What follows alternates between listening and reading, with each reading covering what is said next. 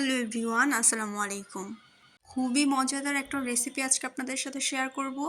দই রুই রান্না করার জন্য প্রথমে আমি কয়েকটা কাঁচামরিচ দিয়েছি আর একটু বড় বড় করে কেটে নিয়েছি পেঁয়াজ, সামান্য পরিমাণে দিয়েছি তেল।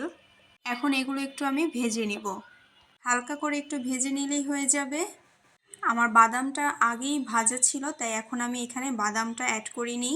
আপনাদের কাছে যদি বাদামটা আগে থেকে ভাজা না থাকে তাহলে অবশ্যই কিন্তু পেঁয়াজ কাঁচামরিচের সাথে বাদামটাকে ভেজে নিতে হবে।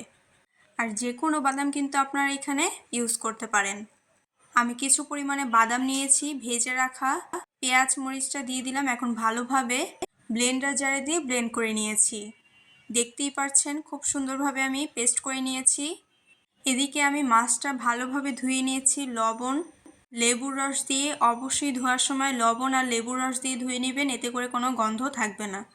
এখন আমি সামান্য পরিমাণে একটু লবণ দিয়ে মেখে নিচ্ছি। আর কিছুই কিন্তু দিতে হবে না।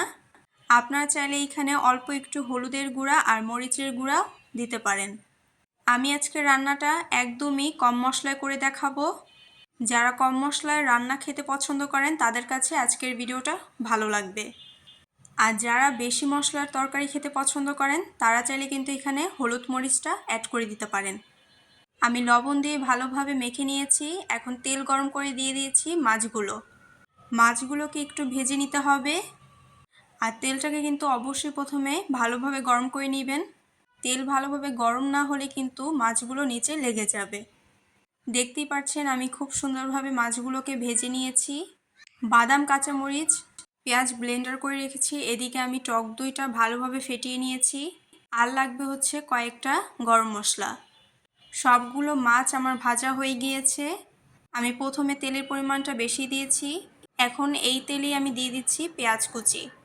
মাছ ভাজার সময় তেলের পরিমাণটা একটু বেশি দিবেন, তাহলে সেই তেলেই কিন্তু রান্নাটা করে নিতে পারবেন। পেঁয়াজটা আমি একটু ভাজা ভাজা করে নিয়েছি। এখন দিয়ে দিচ্ছি কয়েকটা গরম মশলা। আপনারা যতটুকু পরিমাণের মাছ নেবেন সেই অনুযায়ী কিন্তু সব কিছু অ্যাড করে দিতে হবে।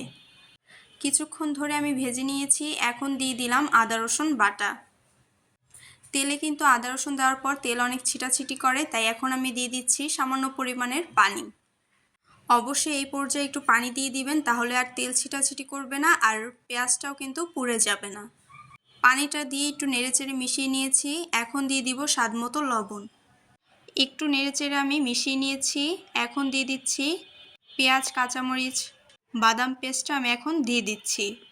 আমি যতটুকু পরিমাণের ব্লেন্ডার করে নিয়েছি পুরাটাই কিন্তু দিয়ে দিচ্ছি।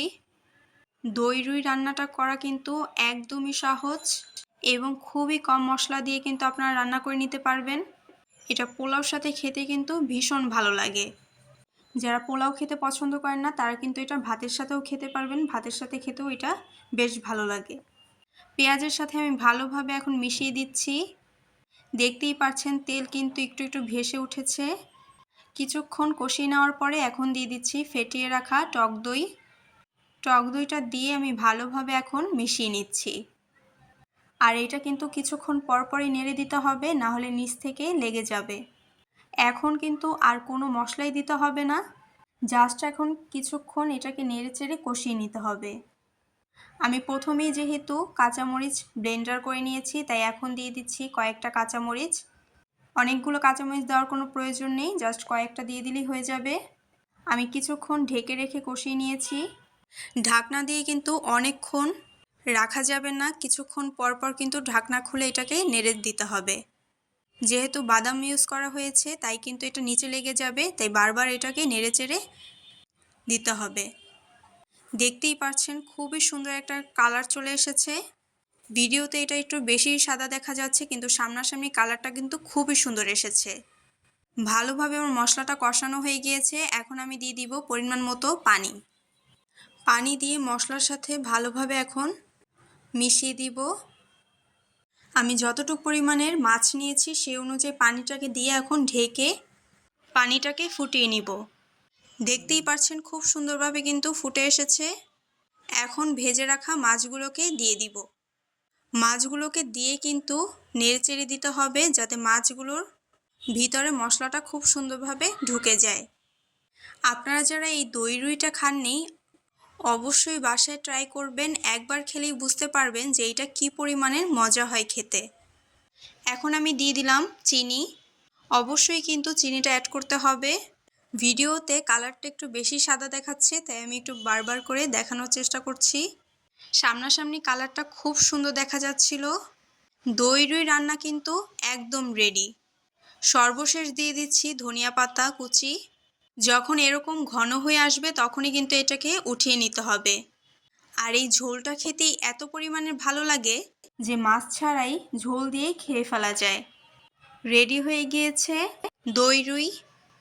এটা দেখতে যেমন সুন্দর লাগছে, খেতেও কিন্তু ভীষণ ভালো লাগে। বাচ্চারা মাছ খেতে পছন্দ না করলে এইভাবে রান্না করে দিলে কিন্তু খেতে খুব বেশি পছন্দ করবে। আপনাদের কাছে রেসিপিটা কেমন লেগেছে আমাকে অবশ্যই কমেন্টে জানাবেন। আর যারা হলুদ মরিচ ছাড়া কোনো তরকারি খেতে পারেন না, তারা কিন্তু মশলা কষানোর সময় অল্প একটু হলুদের গুঁড়া, মরিচের গুঁড়া, জিরার গুঁড়া, ধনিয়ার গুঁড়া, গরম মশলা গুঁড়া কিন্তু অ্যাড করতে পারেন। আর মশলা ছাড়া খেতে চাইলে কিন্তু এভাবেও ট্রাই করতে পারেন। সবাই ভালো থাকবেন, বাই।